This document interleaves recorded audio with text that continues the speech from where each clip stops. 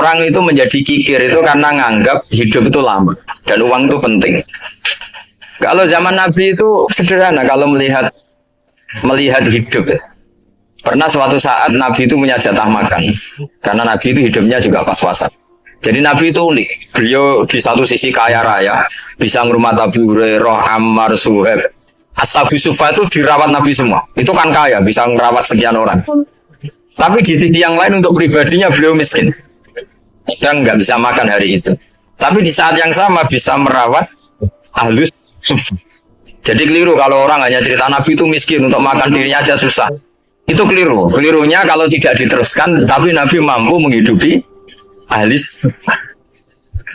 Singkat cerita, jatah makannya Nabi itu dikasihkan orang ketika Nabi tanya, ya Aisyah, makanan jatah saya di mana?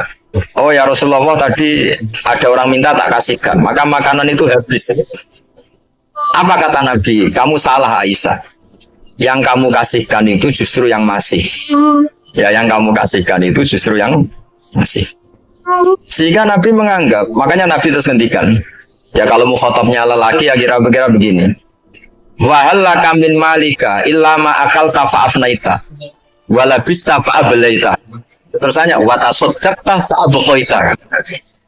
Harta kamu ya kamu makan kemudian ke WC jadi kotoran atau punya pakaian mewah nanti rusak wa tasaddaqta fa abqaita. Ada yang kamu sedekahkan yaitu yang abadi sampai akhir.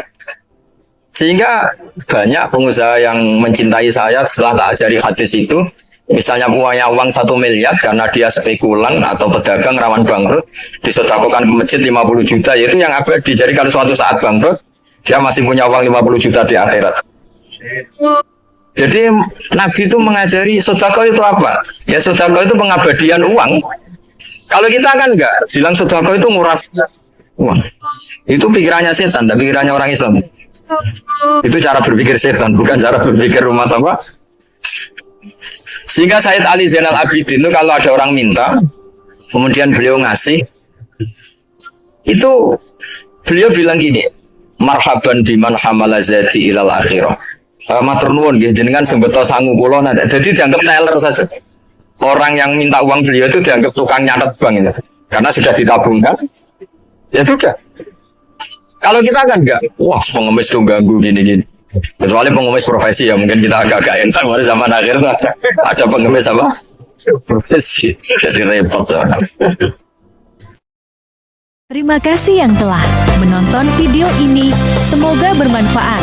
Jangan lupa like, komen, dan subscribe.